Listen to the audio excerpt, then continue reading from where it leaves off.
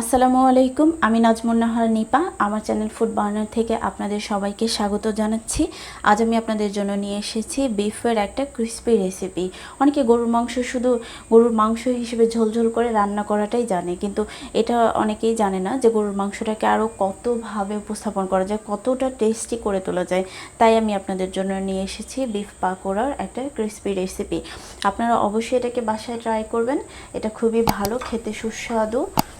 দেখুন কতটা সুন্দর হয়েছে, বাহিরের দিকটাও অনেক সুন্দর হয়েছে আর ক্রিস্পি হয়েছে, ভিতরের দিকটা অনেক সুন্দর সিদ্ধ হয়ে গেছে।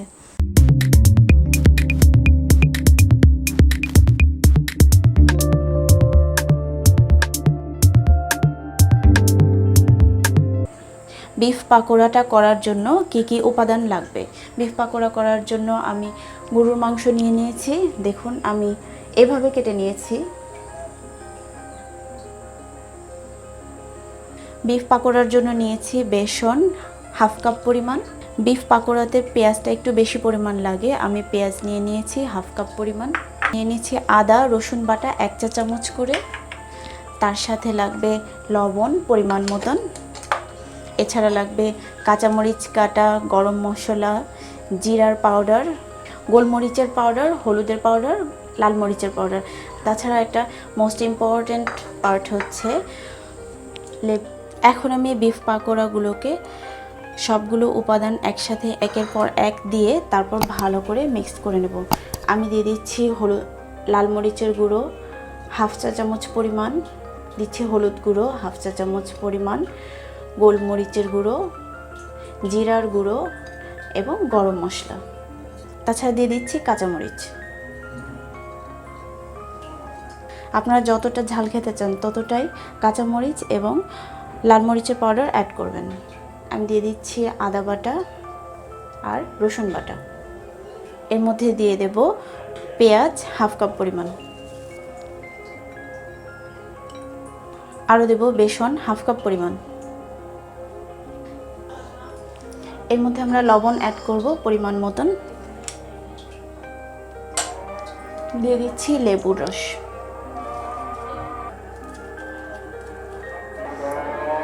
তারপর এর মধ্যে হালকা পানি অ্যাড করব।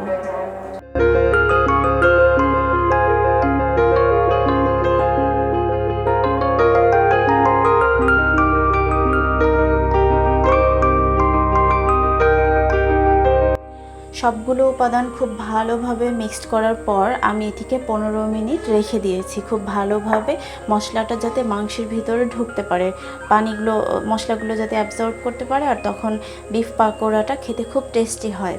আমি বিফ পাকোড়ার জন্য যেটা মোস্ট ইম্পর্ট্যান্ট কথা আমি বলতে ভুলে গিয়েছিলাম, সেটা হচ্ছে বিফ পাকোড়ার জন্য আমি বিফগুলোকে খুব ভালো করে সিদ্ধ করে নিয়েছি চুলার মধ্যে, যার মধ্যে আমি লবণ দিয়েছিলাম পরিমাণ মতন আর সামান্য একটু লেবুর রস আর অল্প পরিমাণ কাঁচামরিচ দিয়েছিলাম, যাতে গরুর মাংসের ভিতরে সামান্য একটু ঝাল অ্যাড হয়। আপনারাও গরুর মাংসটাকে খুব ভালো করে সেদ্ধ করে নেবেন, তা না হয় পাকোড়া করার সময় দেখা যায় উপরের অংশটা শুধু ভাজাটা হয়ে যায় আর ভিতরে গরুর মাংসটা অনেক শক্ত হয়, তো এটা ফ্রাই হতে অনেকটা সময় লাগে। বিফ পাকোড়ার জন্য আমি প্যানটাকে চুলায় বসিয়ে দিচ্ছি। এখন এতে আমি পরিমাণ মতন তেল দিয়ে দেব ফ্রাই হওয়ার জন্য।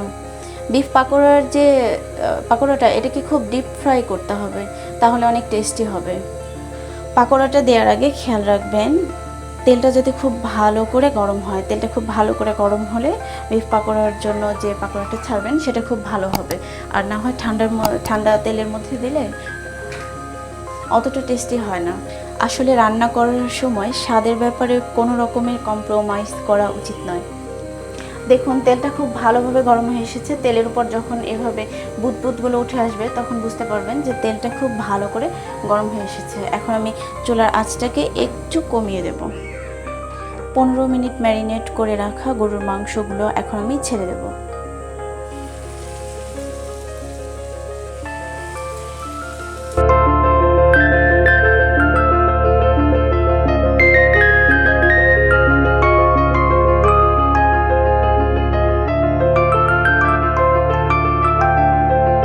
যেহেতু আমরা গরুর মাংসের পাকোড়া করছি, তাই এটাকে আমরা লো হিটে আস্তে আস্তে হওয়ার জন্য সময় দেব।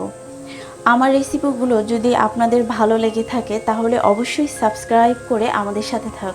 আর এই রেসিপিগুলো বাসায় ট্রাই করে অবশ্যই আমাকে কমেন্ট বক্সে জানাবেন যে আপনাদের কাছে রেসিপিটা কেমন লেগেছে।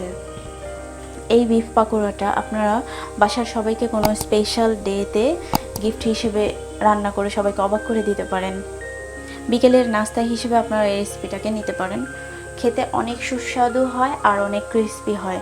গরুর মাংস দিয়ে যেরকম একটা ক্রিস্পি রেসিপি করা যায় সেটা হয়তো অনেকেই জানেন না, আপনারা এটা করলে বুঝতে পারবেন। দেখতেই পাচ্ছেন গরুর মাংসের পাকোড়াটা প্রায় হয়ে এসেছে। আমি একটু পরেই এটাকে নামিয়ে সার্ভ করে নেব। আর এটাকে সবসময় আপনারা গরম গরম পরিবেশন করার চেষ্টা করবেন। আর আমি আবারও বলছি, বিফ পাকোড়া করার সময় চুলার আঁচটা খুব লো হিটে রাখবেন, যাতে খুব ভালোভাবে ভিতর থেকেও বিফটা খুব ভালোভাবে সিদ্ধ হয়। আমার বিফ পাকোড়া ফ্রাই করাটা হয়ে এসেছে, আমি এখন এটাকে নামিয়ে সার্ভ করে নেব।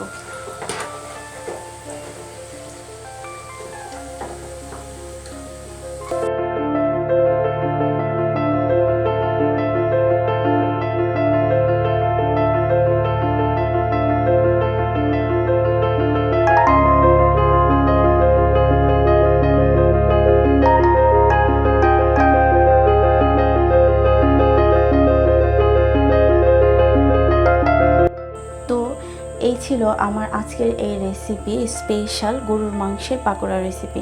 এটা যদি আপনাদের ভালো লেগে থাকে তাহলে অবশ্যই একটা লাইক দেবেন, কমেন্টস করবেন, বন্ধু বান্ধব যারা আছে সবার সাথে শেয়ার করবেন এবং সাবস্ক্রাইব করে আমাদের সাথে থাকবেন। এই ভিডিওটা দেখার জন্য আপনাদের সবাইকে আন্তরিক ধন্যবাদ। আর পরবর্তী ভিডিও দেখার জন্য সবাইকে আমন্ত্রণ জানাচ্ছি। সেই কামনায় সবার কাছ থেকে আজকে আমি বিদায় নিচ্ছি। আল্লাহ হাফেজ। Future best was clash, but there's no end.